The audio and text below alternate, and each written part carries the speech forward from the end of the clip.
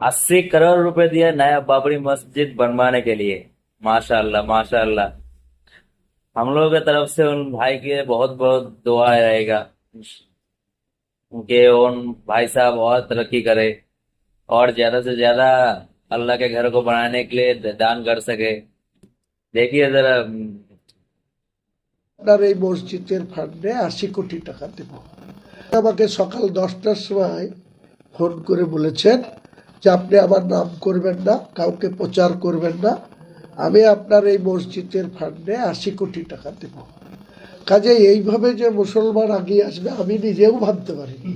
আমি ভেবেছিলাম যে আমি ধীরে ধীরে হবে বা টাকার প্রস্থান আমাকে বারবার মানুষের কাছে অনুরোধ করতে হবে, আপিল করতে হবে।